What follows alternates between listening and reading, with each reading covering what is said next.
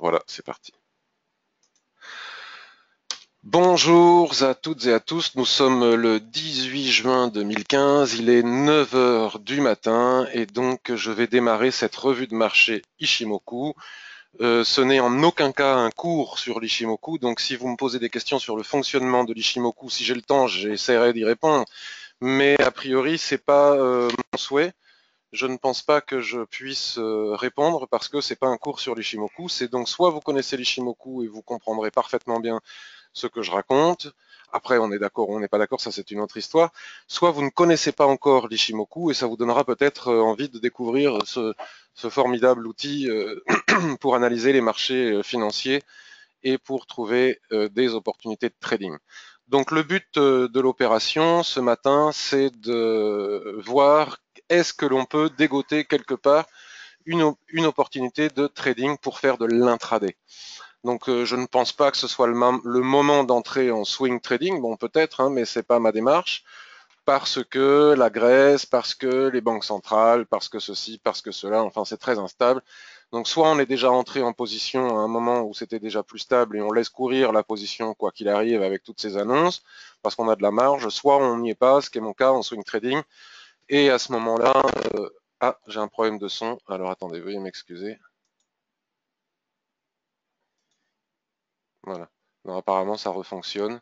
Je ne sais pas ce qui s'est passé. Bon, c'est l'Internet. Soit on va chercher, on n'est pas en position et on va chercher à entrer en position sur de l'intraday. Donc hier, on a eu le FOMC qui a plus ou moins accouché d'une souris, hein, graphiquement parlant, hein, on va dire. Ça n'a pas décalé ni dans un sens ni dans l'autre. Pas de surprise sur les taux. Enfin, on ne va pas revenir dessus. Par contre, on va jeter un coup d'œil sur le calendrier économique du jour, donc le 18 juin. On avait le produit intérieur brut en Nouvelle-Zélande qui s'est pris, le PIB qui s'est pris une petite douille. Bon, ça c'est du passé. Qu'est-ce qu'on a d'autre 9 heures du matin, la Suisse.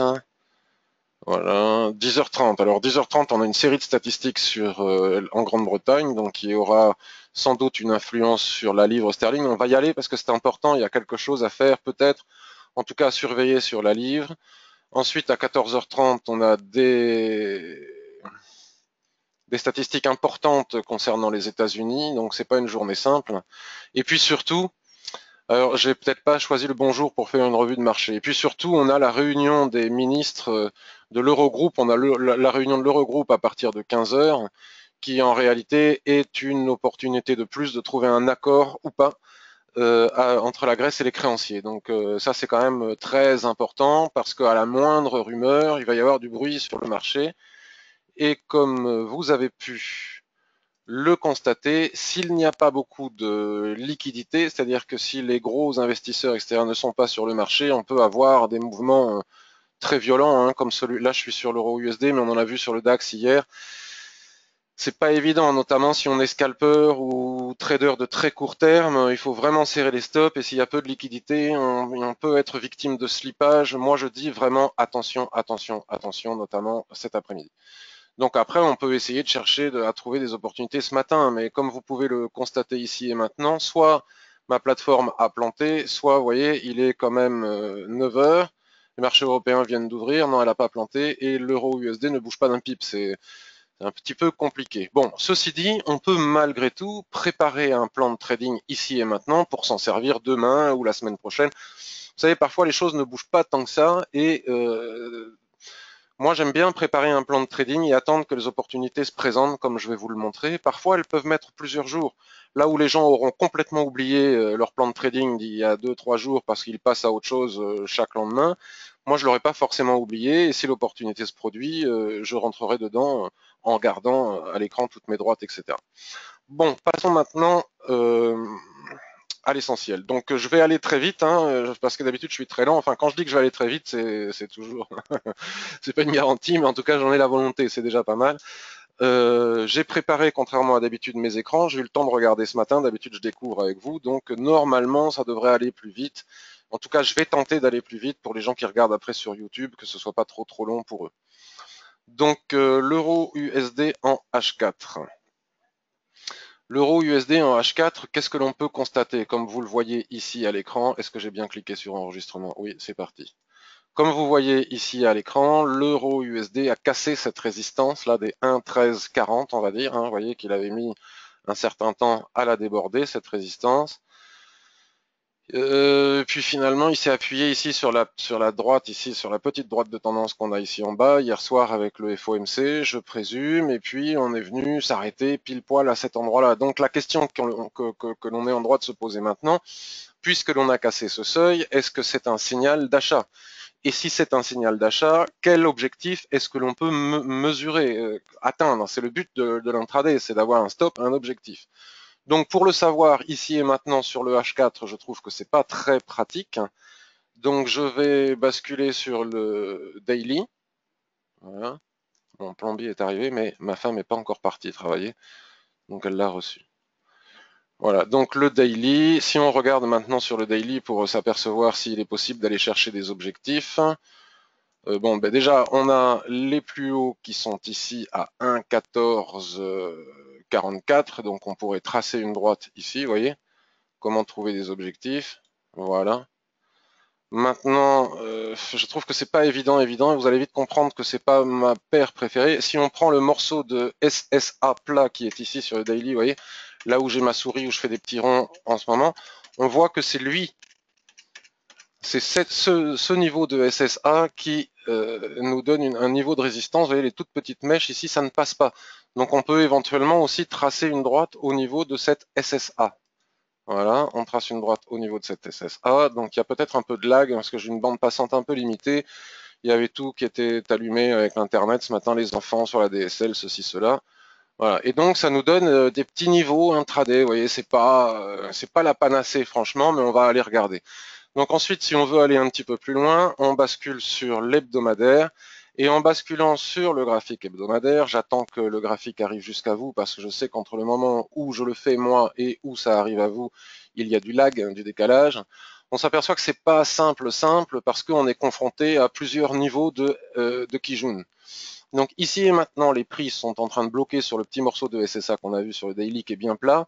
Et il n'est pas impossible que la Kijun qui est ici se mette à plat sur ce niveau. Et donc on a un premier niveau de plat ici. On a un second, donc là on a bien une résistance des prix. Là où je suis ici maintenant, on voit bien qu'il y a une résistance des prix. Ce niveau a bien retenu les prix à plusieurs reprises.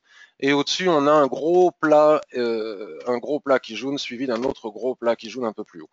Si on décale un petit peu l'écran vers la droite, on s'aperçoit que normalement, la SSA qui est ici ne devrait pas nous poser de problème une fois qu'on aura passé ces niveaux parce qu'elle n'est pas à plat, elle est inclinée. Donc on a déjà quelques niveaux intéressants ici. Donc maintenant que l'on a fait ça, on peut revenir sur notre H4. Voilà. J'attends que ça arrive jusqu'à vous. Voilà. Et on voit bien que tous les niveaux indiqués sont particulièrement pertinents. Vous voyez, celui-ci, ici, on pourrait même par sécurité prendre... mince, j'ai fait une double trait, je vais virer celui qui est en dessous. On pourrait par sécurité prendre le haut de la mèche parce que vous savez que la mèche, comme ça, l'extrémité de la mèche d'un doji ou d'une étoile filante fait résistance. Et donc, si on casse les 1,1383, mais alors ça, il faut absolument que ça arrive avant la machine à laver qui nous attend cet après-midi à un moment ou à un autre. Donc je doute, quand je vois les cours bouger, là, je doute qu'on y arrive. Mais enfin, allez savoir. 1,1380, si on casse les 1,1385, on peut viser 1,1443, ce qui est pas mal. On peut aussi attendre que tout cela bouge, voir ce qui se passe et puis agir demain ou la semaine prochaine. Ici, par contre, au-delà des 1,1440, on a un espace beaucoup plus important pour faire un beau trade intraday. Il faudra peut-être aller voir sur le mensuel, ce que je n'ai pas fait. Je décale l'écran et on s'aperçoit que les niveaux sont quand même relativement pertinents. Vous voyez, ici, on est venu s'arrêter ici, on est venu s'arrêter ici. Et là, on n'a rien. Là, on a quand même un bel espace. Il faudra bien remonter la droite, l'ajuster bien au-dessus du corps des chandeliers qui sont ici pour pouvoir entrer en position. Maintenant, pour finir sur l'euro USD, donc je vous montre tout le processus sur l'euro USD sur les paires suivantes. Je vais aller plus vite. J'expliquerai pas tout. Si on bascule comme je viens de le faire ici à l'instant, j'attends que les écrans arrivent jusqu'à vous. J'espère que ça fonctionne bien. Parfois, avec la bande passante, c'est pas évident. Si on bascule sur le M15, on a la possibilité de ne pas attendre la clôture des chandeliers H4 pour entrer en position. Et on voit bien que les espaces que l'on a tracés sur les unités de temps supérieures sont pertinentes. Ici, on n'a rien, absolument rien qui nous empêche sur le M15 d'entrer en position. Très rapidement, on peut jeter un œil sur le H1, ce que je ne fais rarement, mais comme on en fait la remarque, bon, alors là, quand même, vous voyez, on a bien fait d'aller sur le H1 parce que ce qui saute aux yeux, c'est la situation de surachat. Hein, donc ça, c'est une poussée qu'on a eue hier suite au FOMC. Voilà, puis on est monté très violemment, donc la Tenkan a réussi à coller au prix, mais la Kijun ne suit pas du tout. Vous voyez, elle reste complètement à plat. Il faudrait faire de nouveau plus haut pour qu'elle remonte, donc il n'est pas impossible non plus, mais alors là, moi je m'y risquerais un petit peu moins. Il n'est pas impossible, donc là, si on casse ce niveau, donc on a notre objectif comme on vient de le voir. Par contre, vu la situation de surachat entre la Tenkan et la Kijun, si on casse le niveau des 1,1334 qui est ici, il est fort probable qu'on retourne chercher la Kijun. Mais enfin, je préférerais, moi, je pense que je m'abstiendrai, à moins de le faire sur du très court terme et de pouvoir suivre à l'écran et couper si jamais ça ne va pas. Mais si je devais mettre un stop, un objectif et m'en aller me promener, je ne jouerais pas cette baisse là. Si ça casse par le bas, je préfère attendre que éventuellement. Par contre, éventuellement, si jamais on vient taper la Kijun, à ce moment-là, étudier la possibilité d'entrer en position pour revenir chercher ce niveau, puis ensuite celui-là, puis ensuite celui-là. Donc il y a quand même pas mal d'opportunités sur l'euro USD. Bon, maintenant la seule chose, c'est qu'il faut attendre que ces signaux se déclenchent par une cassure dans un sens ou dans l'autre. Donc GBP USD. Donc GBP USD, c'est assez intéressant. Je l'ai mis en H8. C'est rare que j'utilise le H8, mais parce que c'est le graphique qui montre le mieux le range, hein, qui est cassé. Donc le problème, c'est les statistiques. Et je ne sais pas pourquoi, ce n'est pas rationnel du tout. Bon, je vais peut-être rester en dehors du train. C'est comme ça, c'est pas rationnel. Je la sens pas la hausse. Il y a quelque chose qui me, je sais pas pourquoi. Si les taux d'intérêt ne montent pas aux États-Unis, le dollar devrait se renforcer. Enfin bon, bref. En tout cas, nous étions installés, vous voyez, dans une tendance quand même relativement haussière ici. Les nuages se sont mis à plat. On twist, on retwist, on garde ici un niveau au niveau de la SSB qui est ici. On a le niveau d'équilibre de notre range, les prix tapent la borne haute, tapent la borne basse, reviennent tester la borne haute, ils la cassent hier avec le FOMC. Enfin, même avant le FOMC, ici, ils ont commencé à la casser et tout de suite après, ça stagne. Alors, j'aime pas trop. Déjà, ce qui me plaît, c'est que la cassure, c'est un Marubozu, c'est pas mal, accompagné de volumes quand même relativement importants, donc c'est pas mal non plus. Mais le fait que ça stagne comme ça immédiatement derrière, je sais pas, j'ai plutôt tendance à vouloir, mon souhait serait qu'on fasse une mèche, vous voyez, qu'on fasse une mèche haute, qui clôture à l'intérieur, par exemple sur le graphique weekly, qui clôture à l'intérieur du range, et à ce moment-là, shorter pour aller chercher le bas du range. Plutôt que d'aller chercher des achats tout de suite, en tout cas, si je dois aller chercher des achats, je vais attendre un pullback, c'est sûr. Si on bascule sur le weekly, on comprend peut-être un peu mieux mon analyse de la situation. Voilà. J'attends que les écrans arrivent jusqu'à vous. Donc on avait une tendance qui était bien baissière, vous voyez, on a fait un avalement ici, donc les chandeliers japonais, ça marche bien quand même. Regardez, ce magnifique creux en pince suivi d'un avalement, il déclenche toute cette poussée. Voilà. Là, on vient se frotter sur le haut du range que je viens de marquer. Juste au-dessus, il y a quand même le nuage weekly. Et ici, vous voyez, Shiku, elle est aux prises avec à la fois cette Tenkan, à la fois avec le plat SSB qui est ici à gauche de l'écran. On est en train de casser la droite de tendance, mais pour le moment, c'est pas encore fait. Il faut attendre la fin de la semaine pour pouvoir s'en assurer complètement.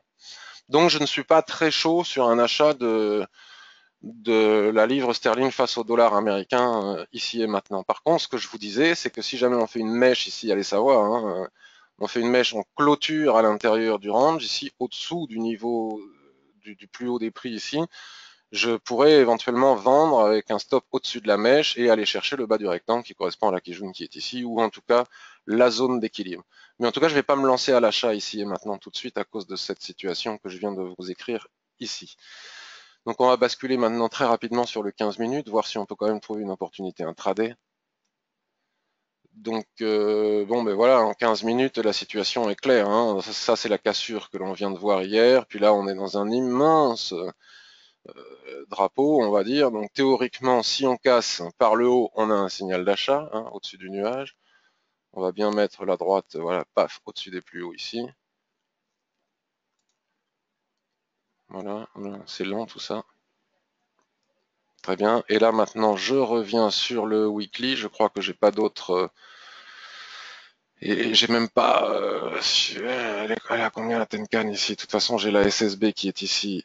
Là aussi, il y a un niveau de SSB. Donc la Tenkan est à plat. Ici, elle est à combien? 1,58,71.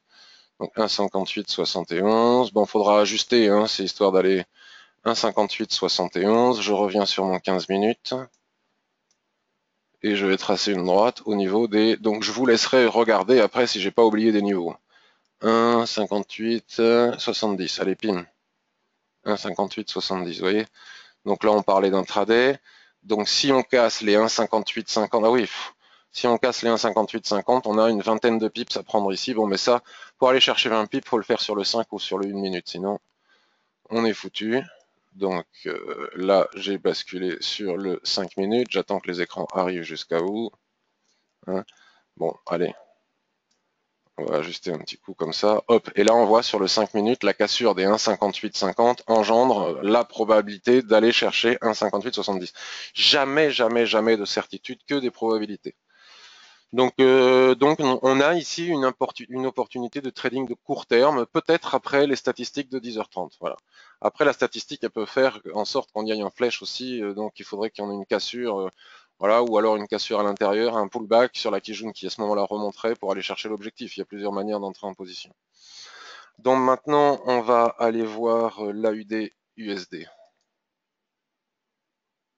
On va aller voir l'AUD USD.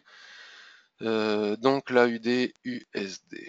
On va le mettre en 4 heures. Voilà.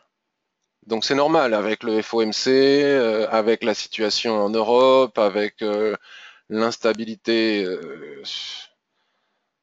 On a des ranges partout. Vous savez que moi j'aime bien trader les ranges. Donc hier soir, par exemple, là on a un magnifique range hein, avec la SSB qui est parfaitement alignée à l'équilibre, aligné ici à un Kijun plat. Celui-ci il est vraiment beau, hein, il est intéressant. C'est vraiment les ranges que j'aime mettre à profit et qui fonctionnent quand même relativement bien. Alors hier soir, je me suis un petit peu après le FOMC, je me suis attaché les mains pour ne pas payer ici parce que quand même l'opportunité était belle. Mais bon, comme j'avais éteint ensuite la plateforme durant le FOMC, bon, mais forcément, j'y ai pas touché et j'ai bien fait.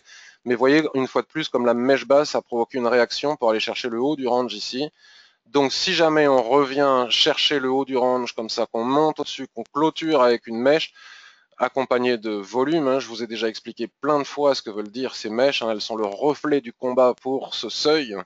Donc les vendeurs sont gorgés de pips ici, ils essayent d'enfoncer la résistance. Les acheteurs, pardon, les vendeurs leur disent on n'est pas d'accord, nous aussi on veut prendre une nouvelle descente. Donc ils rentrent en position, les volumes augmentent et ça peut nous faire aller jusqu'au bas du range ici. Donc une nouvelle mèche comme celle que l'on a ici, un tout nouveau soulèvement comme ceux qu'on a partout ici, pourrait m'inciter à vendre de nouveau pour revenir chercher de nouveau le bas du range. Donc on n'est pas obligé d'attendre la clôture H4 pour le faire. On peut le faire directement sur le M15 par exemple, histoire d'anticiper le signal. Donc sur le 15 minutes, admettons qu'on ait un chandelier qui se casse comme ça, qui clôture à l'intérieur, ce qui donnera la mèche. Sur 15 minutes, j'entre en position pour viser au minimum l'équilibre à l'intérieur du range et au maximum le bas du range qui est ici. Si j'entre sur 15 minutes et que sur les clôtures des unités de temps supérieures, finalement, on clôture au-dessus du range, je dois sortir illico sans même aller chercher mon stop, qui est placé au-dessus de la mèche haute, sans même aller chercher mon stop, parce que ça voudra dire qu'en clôture des unités de temps supérieures au M15, mon signal M15 est totalement invalidé. Mon signal de vente se transforme en signal d'achat. Donc voilà, une belle opportunité de trading sur l'AUD USD. Faut-il encore qu'on y aille? Bon, pour le moment, il se passe rien. NZD USD, qu'est-ce qu'on a dit sur NZD USD? Est-ce que j'ai dit quelque chose sur NZD USD? Oui, sur NZD USD, c'est très simple. Je vais directement basculer sur le mensuel. Voilà, parce que la situation est explicite sur le mensuel. Vous voyez, j'ai tracé une droite au niveau d'un long, très long plat SSB ici. Donc si on casse ce long plat SSB ici, on va chercher les niveaux suivants. Mais après une telle gamelle ici, il est probable, on peut imaginer probable que les prix respirent un petit peu, un petit chouïa. Donc éventuellement, pourquoi ne pas jouer un rebond ici sur ce seuil? Donc maintenant que l'on a vu ça, il est simple de rebasculer sur le 15 minutes. Donc j'attends que ça arrive jusqu'à vous. Voilà.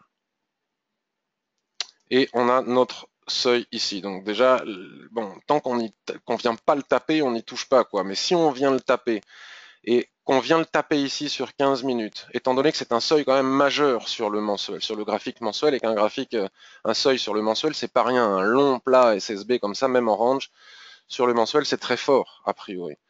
Donc si on vient taper comme ça cette SSB mensuelle, et que dessus on dessine des lignes de retournement en chandelier japonais, que sais-je moi, marteau, je sais pas moi, marteau inversé, étoile du matin, avalement, pénétrante, enfin il y en a une multitude. À ce moment-là, c'est probable que j'entre en position long pour aller chercher au minimum la Kijun ou pour aller chercher quelques points qu'on mesurera ensuite, par exemple sur le H1 ou sur le H4. Je ne l'ai pas encore fait parce que tant que la situation ne se prononce pas, ne se produit pas, d'autant plus que regardez sur H1, on est en nette situation de survente. Bon, étant donné qu'on n'est pas venu taper totalement la borne ici, c'est pas simple parce que peut-être que le marché va décider de combler ici, enfin de permettre à Tenkan de rejoindre la Kijun au prix ou à Kijun de descendre. Bon, je m'exprime mal, excusez-moi, mais vous m'aurez compris. Par contre, même sur d'une minute, si on casse ici en bas les 0,6885, bon, on n'a même pas 15 pips, c'est un petit peu, enfin, vaut mieux attendre d'aller venir chercher le bas ici et soit sur mèche, soit sur ligne de retournement, entrer en position pour aller chercher, aller, pourquoi pas, la Kijun qui est ici, ou bon, on verra à ce moment-là. Voilà. Pour le moment, il n'y a rien à faire. Donc de toute façon, pour le moment, le marché, comme vous pouvez le constater, il ne bouge pas. Donc c'est cool, comme ça on a le temps de préparer nos écrans, de bien savoir ce qu'on va faire, etc., etc. USD Yen, je vous le donne en 1000, range, hein, vous voyez, tendance, twist, nuage qui se met à plat, range, donc droite de l'Ishimoku qui commence à faire passoire. Bon, ici on est venu taper à l'équilibre. Est-ce qu'on va faire une rotation partielle pour casser par le bas? Pourquoi pas, hein, si GBP, USD, Euro USD, etc., UD, USD donnent des signaux d'achat, ici, il n'est pas impossible que ça casse, mais enfin, pour le moment, c'est pas le cas. Donc là, c'est exactement la même chose. On a une opportunité ici sur la borne basse, si on fait un ressort d'entrée en position pour retourner chercher l'équilibre, voir le haut du range. Si j'ai tracé cette droite ici en haut, je ne sais pas pourquoi je l'ai mise là. Mais là, c'est pareil, admettons qu'on remonte, qu'on remonte, qu'on remonte. Ici, vous voyez, on a une résistance à l'intérieur du range. Donc, si on vient à casser les 125, on venira chercher 125, 55, non pas à coup sûr, mais avec de très très fortes probabilités. Donc, d'où l'intérêt de préparer un plan de trading et de garder nos écrans.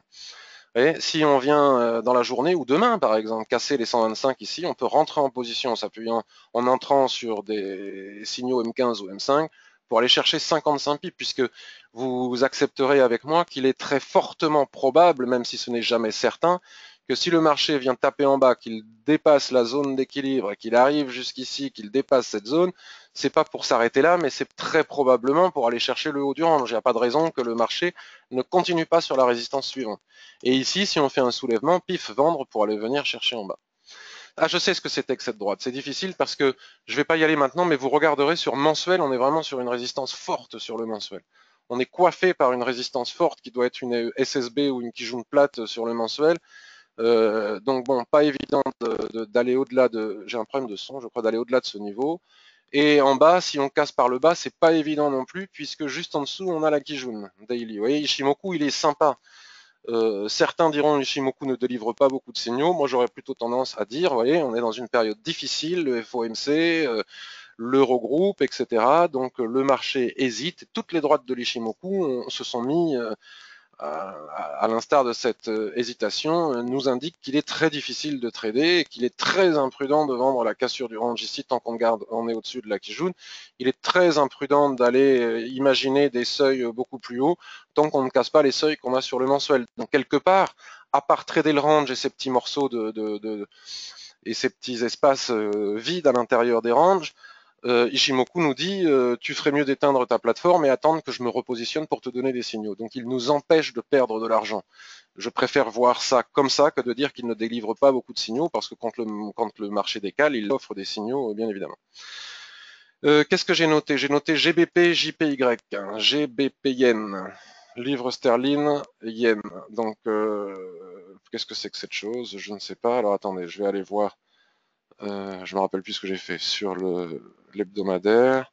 Donc l'hebdomadaire, alors regardez ça, c'est monstrueux, hein. Donc il va bien falloir que ça corrige à un moment. Regardez, la tendance est puissantissime, hein. La Tenkan est totalement orientée à la hausse, la Kijun aussi. On explose toutes les résistances les unes après les autres. C'est très puissant. Donc on va basculer sur le mensuel rapidement, parce que je crois qu'il n'y a que sur cette unité de temps qu'on trouve des informations pertinentes. Et là, après avoir tenté de le faire plusieurs mois de suite, le marché a cassé en force la SSB qui est ici, et on va, à mon avis, monter jusqu'au 222, hein, comme l'a fait l'USD Yen, il n'y a pas de raison. Surtout si le GBP, comme on l'a vu tout à l'heure, reprend des couleurs, ça devrait continuer. Maintenant, ici et maintenant, on est sur une forte résistance qui est ici, cette Kijun plate à gauche de l'écran, vous voyez, aligné à un plat SSA ici. Donc à partir de là, il est possible de tracer une droite, c'est quand même relativement aisé. Et donc si on casse ce niveau, quel est le niveau? On va bien le mettre au niveau de la SSA, voilà, ok. Si on casse le niveau, ici on a un niveau ici immédiatement, voilà, on va déjà se contenter de celui-là. On voit bien qu'ici c'était un joli range, donc pourquoi le marché ne recommencerait pas à rentrer dans ce range? Et maintenant qu'on a cette information, on peut revenir sur notre H4, voilà. Donc là, le marché, après être venu taper sur ce seuil, vous voyez, de l'Ishimoku, ah oui, voilà, je sais pourquoi j'ai tracé aussi, parce qu'on peut tracer un canal, hein. Si vous vous mettez sur le H4, on peut tracer un canal. Donc si on casse ce niveau ici de 195,70, il est fort probable qu'on aille chercher 197,30. Donc là, on a un superbe trade à faire. On a vraiment un superbe trade à faire. Après, ce qui est difficile, c'est qu'avant d'aller chercher ce niveau avec les prix, il faut que Chikou, déjà, elle sorte de la droite ici. Et quand elle va venir se confronter à la droite de tendance, elle va s'arrêter. Donc on peut, avant d'aller chercher ce niveau, elle va s'arrêter ou pas, mais en tout cas, elle risque de bloquer. Donc on peut tracer une droite à ce niveau-là et aller chercher 180, 196,50 ou attendre que Chikou soit sorti. Attendre que Chikou soit sorti de l'oblique, hein, parce que tout fait obstacle à Chikou, pour aller chercher les niveaux suivants. Puis ensuite, on a vraiment l'espace est dégagé à la hausse. Il y a vraiment de quoi faire sur le GBP yen. Hein.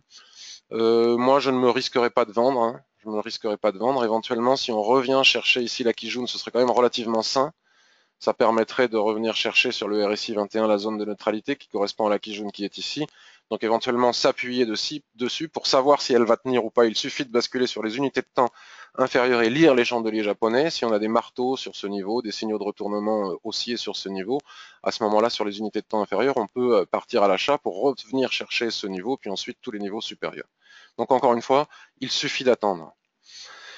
Euro AUD, j'ai presque fini. Donc Euro AUD est dans un grand range. Bon, je l'ai vendu hier, en cours d'après-midi, et puis j'ai mis le stop à 0, j'ai été sorti à 0. J'ai vendu trop bas, j'étais à plus 45 pips, et puis dans la nuit, là, je me suis fait sortir. Bon, vous voyez, tout soulèvement ici, vous voyez, soulèvement, soulèvement, on va chercher le bas du range. Soulèvement, il est probable qu'on aille chercher le bas du range. D'abord la zone d'équilibre, ce qui donnait les fameux 45 pips, mais il aurait fallu, je préfère prendre tout en haut, moi. Donc là, j'ai dessiné une droite de tendance pour vous montrer que même si on n'a pas pris les soulèvements tout en haut, on peut toujours trader la tendance qui est liée à l'intérieur, parce que dans tout range, il y a une tendance. Par exemple, si je bascule sur le 15 minutes, vous voyez, si je bascule sur le 15 minutes, on retrouve la droite de tendance que j'ai tracée sur le H4. Les prix sont en train d'en sortir. Chikou doit aussi en sortir, doit se libérer du nuage, etc. Parce que tant qu'elle n'en sort pas, on est confronté à de probables faux signaux, ou en tout cas pas du tout confirmés. En tout cas, on voit bien que si on passe en dessous des 1,4612, donc là, à ce moment-là, la voie est libre pour repartir à partir de là chercher le bas du range. Donc à ce moment-là, l'idéal, parce que c'est quand même beaucoup mieux de le faire là-haut, hein, c'est beaucoup plus facile, on a un stop serré, le ratio est exceptionnel. C'est vraiment, moi, c'est vraiment ma tasse de thé, le trading range, parce que je trouve qu'il n'y a rien de plus simple et de plus rentable. Même les indicateurs n'ont plus aucun sens dans les ranges, il suffit de vendre en haut, acheter en bas, sur soulèvement ou sur ressaut. Et soit ça passe pas, mais vu les ratios que l'on a, et même si on en perd un ou deux de temps en temps, il suffit d'en gagner un pour couvrir une multitude de pertes. Donc quand même, c'est quelque chose d'intéressant. Donc si on casse les 1,4613 ici, je laisserai descendre toutes les droites de l'Ishimoku, puisque forcément on fera de nouveau plus bas. Donc la Tenkan, la Kijun, etc. vont baisser, et lorsque l'on vient faire un pullback sur la Kijun, à ce moment-là, on sera en position pour partir chercher le bas du range. Même si je préfère, et de loin, faire ça tout en haut. Gold. Alors c'est rare que je parle de l'or, hein, mais là je trouve que la situation est belle. Donc ça ne rate pas, hein. Les gens me disent je suis Monsieur Rectangle, mais c'est pas moi qui suis Monsieur Rectangle, c'est le marché qui est dans 70% du temps en range, que ça nous plaise ou pas. Donc ici, on a un range H4. On est à la limite de venir taper le haut, là, vous voyez. Donc déjà ici, si on casse ici, on a 1189, 1190. Bon, on a une cinquantaine de pips à prendre ici. Mais l'idéal, ce serait qu'on vienne taper en haut, qu'on fasse une mèche au-dessus, qu'on clôture dessous. Et alors là, pourquoi pas vendre avec le stop au-dessus de la mèche haute et puis revenir chercher le bas du range. Voilà encore une opportunité de trading range. Le SP500, je vous le donne en 1000. Le SP500, étant donné qu'il ne s'est rien passé avec le FOMC, bon, le marché est assez rassuré sur les taux d'intérêt, donc il ne va pas dégringoler tout de suite. Et là, maintenant, il attend la graisse. Voilà. Donc le SP500, j'attends que les écrans viennent à vous. Le SP500 sur le H4, il est en range. Vous voyez, le nuage s'est mis à l'horizontale, la SSB s'est mis complètement plate. La Kijun va venir s'aligner sur la SSB ici ou ici. Donc si on fait une mèche haute ici, on vend, on va chercher en bas. Mais bon, ça m'étonnerait qu'on puisse faire ça d'ici à l'Eurogroupe. Donc je ne suis pas sûr que ce soit un très bon plan. Je pense qu'il faut faire ça sur du beaucoup plus court terme. Donc si on bascule sur du 15 minutes, et il faut impérativement faire ça ce matin, quoi, parce qu'après cet après-midi, ça sera trop tard. Et je ne suis même pas persuadé que le marché nous donne l'opportunité de le faire ce matin. Je pense que ce matin, le marché va nous donner l'opportunité de nous détendre et de vaquer à d'autres occupations qu'on a mis un peu de côté avec le trading. Parce que le trading, voilà. Donc vous voyez, hein, ce que je vous disais à l'intérieur des ranges, on a des tendances. Donc là, on est sur la phase montante. On est sur la zone d'équilibre. Donc si on casse la zone d'équilibre ici, la probabilité d'aller chercher le haut du range ici est très importante. Si on fait un soulèvement au-dessus, on vend et on vient chercher le bas, etc., etc., etc. Exactement la même chose sur le Dow Jones. Vous voyez, c'est parfait. Le range du Dow Jones, c'est parfait. Par contre, le grand range ici, on peut le garder en mémoire pour le trader la semaine prochaine, par exemple, ou demain, ou après l'Eurogroupe, si quelque chose se passe. Parce que si rien ne se passe, mon range, il va exploser. Hein. S'ils sortent de l'Eurogroupe aujourd'hui en me disant, voilà, il n'y a aucun accord possible, bibou bim bam bam, les bornes dans mon range, elles vont faire de la figuration, je le répète. Il faut quand même faire très attention à ce qui est en train de se jouer au niveau géopolitico, économico, comico. Enfin non, c'est pas comique du tout, c'est dramatique, il y a des gens en souffrance dans ce pays. Voilà, je lisais hier sur Twitter des commentaires, vivement qu'ils arrêtent leurs conneries, qu'on puisse reprendre le trading. Enfin, c'est quand même, selon moi, totalement accessoire par rapport à la souffrance des gens dans ce pays et qui n'ont plus rien à manger, qui sont ruinés, des retraités qui sont au bord de la ruine et de la famine, à qui on demande de devoir baisser les pensions. Enfin bon, c'est pas comme ça qu'on va résoudre le problème, mais c'est une autre histoire. Donc en tout cas, c'est pas très important qu'on puisse trader ou pas par rapport à ce que vivent ces populations. Donc ici sur le Dow Jones, si on fait un soulèvement, on a un signal de vente pour venir chercher le bas. Si on fait un ressaut ici, là, ici et maintenant, on est au milieu du gué. Jamais très facile de trader au milieu du gué parce que même si on casse la zone d'équilibre, on peut venir faire un pullback pour venir chercher le haut, autant attendre d'être en haut ou en bas. Donc je fais pour terminer le DAX. Voilà. Donc le DAX, il n'est pas totalement en range, hein, il est en tendance baissière, mais à mon avis, il fait la même chose que le SP500 et le Dow Jones. Donc ici, on a eu un signal d'achat et ici, on aurait un signal de vente. En attendant, on est à l'intérieur de ce petit range. Et alors, pourquoi est-ce que j'ai tracé une droite en pointillé? À mon avis, j'ai dû repérer un niveau de support résistant sur les unités de temps supérieures à l'intérieur du range. Voilà, et là maintenant, on va mieux comprendre. Quand tu veux, tu réagis. Voilà. Donc là, je sens que j'ai beaucoup de lag, donc je vais attendre un bon moment. Voilà. Donc vous voyez, on a la borne basse du grand range probable qui est tout à fait en bas à 10 855 ici.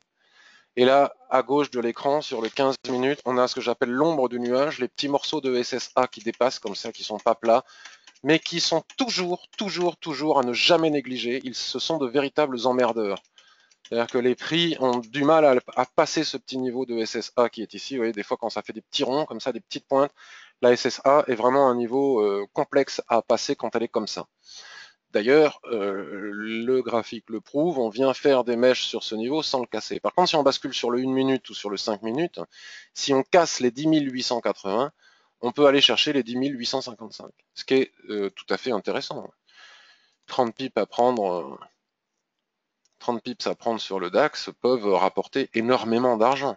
Imaginez si vous avez un gros capital et que votre money management vous permet d'entrer à 10, 15, 20, 100 euros le pip. 30 pips, ben, ça peut donner beaucoup de sous. Vous voyez, donc là j'ai basculé sur le 5 minutes. On voit bien que sur 5 minutes, on a des mèches basses comme ça, mais jamais. D'ailleurs, à chaque fois, pour les scalpers, à chaque fois, c'est ce que j'explique sur le blog depuis quelques jours, à chaque fois qu'on fait une mèche sur ce niveau, on peut presque rentrer à l'achat bille en tête pour prendre au minimum 4, 5, 10 pips, quoi. Et ici, par exemple, paf, là, dès que les prix recommencent à monter, 10 880, on pouvait aller chercher 10 pips. 10 pips plus 10 pips plus 10 pips, on peut, voilà. Bon, là, on a une résistance en haut, donc c'est intéressant. Si on fait une mèche haute ici, sur le niveau actuel, si on fait une mèche haute, ben à ce moment-là, on peut vendre pour revenir chercher la ligne en pointillé ici. Vous voyez? Donc on a un petit range à trader là qui est super sympa sur le DAX. Et si on casse les 10 880, admettons sur du 1 minute, c'est pour ça que le DAX, c'est quand même pas inintéressant parce que quand plus rien ne bouge, lui, il continue à vivre un petit peu. Vous voyez, il est en train de faire une probable mèche haute ici, au-dessus de ce niveau. Et sur le 1 minute, c'est explicite. Si on casse les 10 880, on a 10 800. Voilà. Alors là, je me remets sur 5 minutes. Il est quelle heure? Les statistiques. Donc là, il est presque tentant, vous voyez, de vendre là, à ce niveau. Hop. Bon, merde, c'est presque trop tard. Voyez, on parle, c'est presque trop tard. Il aurait fallu le faire dès la touchette. Mais en tout cas, vous avez la technique, vous voyez. 10 941, on a déjà perdu. Pour du scalping, c'est trop tard, quoi. Hein, il aurait fallu le faire sur 1 minute. Bon, là, je peux pas tout faire en même temps, mais vous voyez, c'est quand même quelque chose qui fonctionne bien. Bon, après, tôt ou tard, ça casse, hein, mais si ça casse, on sort. Voilà.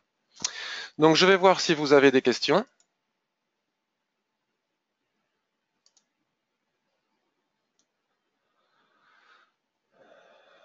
Alors oui, Mohamed, mais les volumes, je les utilise pas. Oui, tout à fait, les volumes sont faibles.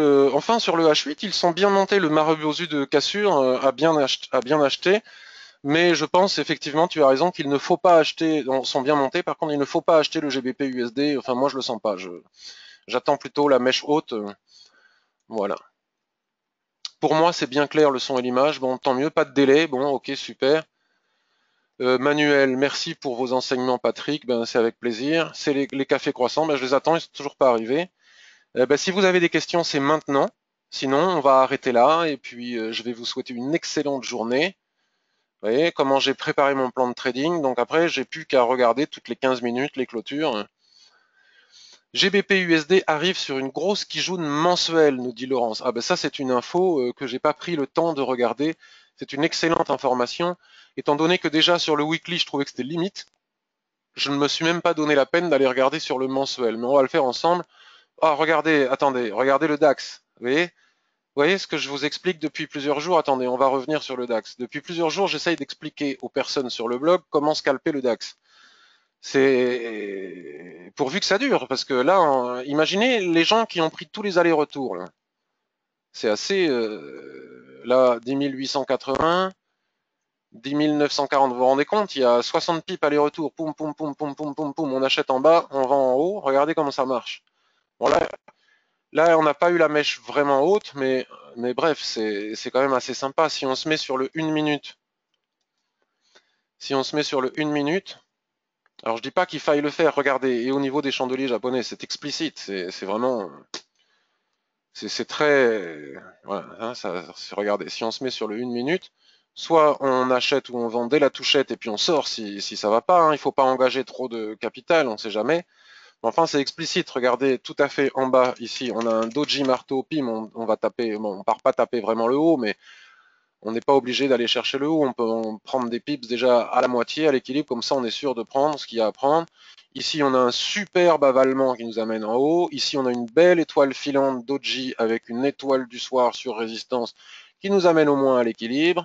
Bon, dès qu'on retape ici en bas, j'achète en espérant que la prochaine fois, parce que ça peut arriver, hein, si j'achète ici, peut-être que ce sera le moment où ça va casser pour aller chercher le bas. Mais donc il est utile d'attendre d'avoir une mèche, hein, ne pas rentrer n'importe comment, mais au moins utile d'avoir une mèche. Donc vous voyez, ce qui est pas mal, euh, si on déplace la résistance sur le corps des chandeliers sur les plus hauts ici, là la mèche on l'a, oui. Le soulèvement, on l'avait. Ce qui est intéressant, c'est de faire ça quand il y a une poussée des volumes, parce que la poussée des volumes nous indique que les acheteurs ou les vendeurs sont dans la place. Et si on prend un petit peu en bas le niveau où je suis ici actuellement, vous voyez, les prix dégringolent complètement. On fait une mèche basse ici, on refait une mèche basse. Regardez la montée des volumes ici. Donc, quand on a une forte montée des volumes ici, avec un chandelier de retournement qui clôture, on peut y aller, non pas bille en tête parce qu'on n'a jamais de certitude, mais avec de fortes probabilités de réussite. Hein. Je vous réexplique pas ce que veulent dire les volumes. Hein. C'est le reflet du combat. Maintenant, quand on est tout en haut ici, là, par exemple, bon, hein, 9 h du matin, et là, ici, on ne peut pas dire non plus qu'on ait eu une poussée fulgurante des volumes, mais enfin, vous voyez, ça fonctionne, quoi. Le GBP USD sur le mensuel, une qui jaune, nous dit Laurence. Bon, donc comme il n'y a pas de lag, j'y vais à toute vitesse. Ah oui, effectivement, hein, on est sur une grosse qui jaune. Voilà, donc il va falloir se méfier de cette situation. RSI 21 sur sa zone de neutralité. C'est pas impossible que ce soit un probable signal de vente qui se prépare, donc j'attends la mèche comme je vous l'ai dit. Voyons s'il y a d'autres questions. Merci pour tous ces conseils, Maxime, c'est avec grand plaisir. Merci Thierry. Je suis dedans, stop loss à 0 sur le DAX. Ben voilà, Thierry, il a profité de la situation, bravo. Faut pas hésiter à encaisser vite aussi. Hein. Si à l'équilibre du range, ça rebondit, poum, tu prends quoi. Plus 11 pips, merveilleux. Alors, Jean-Claude, pas tout à fait dans le sujet d'aujourd'hui, juste une question sur l'utilisation de votre radar Ishimoku. Pourriez-vous faire quelques lignes pour expliquer comment l'utiliser? Alors, Jean-Claude, j'ai démarré le webinaire en expliquant que ce n'était pas un cours sur l'Ishimoku. Je ne peux pas faire à la fois une revue de marché et à la fois un cours sur l'Ishimoku. Donc, je ne peux pas répondre aux questions sur l'Ishimoku et t'expliquer comment utiliser l'Ishimoku. Nous avons un blog que je vais te remontrer. Voilà, on a un blog ici, on a un forum où il y a une multitude d'informations gratuites. Je propose des formations tous les jours. On partage nos positions, je mets des graphiques tout azimut gratuitement. Et donc, il y a vraiment de quoi faire pour apprendre l'Ishimoku et éventuellement venir l'apprendre sur le forum, sur le blog. Ça peut être fait gratuitement, ça peut être fait en formation. Voilà, mais c'est pas du tout l'objectif de ce genre de revue de marché. J'ai pas le temps, c'est pas possible. Donc, c'est soit on connaît l'Ishimoku et on comprend, soit on connaît pas et ça donne envie de l'apprendre et de le découvrir. Eric, très bonnes explications. À quand le prochain live? Ben, je ne sais pas. Actuellement, je travaille sur les canaux Donkian en les comparant à Ishimoku, Manuel, superbe, très intéressant. Mohamed, merci. Beaucoup de points communs, Manuel, super. Merci Patrick, enrichissant ce webinaire. Bonne journée. Bon, ben écoutez, je vous souhaite à tous aussi une excellente journée. Je vais aller mettre ça sur YouTube, ça prend son petit temps. Et puis je vous dis à très bientôt. Puis à de suite sur le blog, les commentaires du blog, là où on partage tous les jours ensemble, en l'utilisant comme si c'était un chat et en appuyant sur la touche F5 pour rafraîchir et voir les nouveaux commentaires. Excellente journée à tous, profitez bien.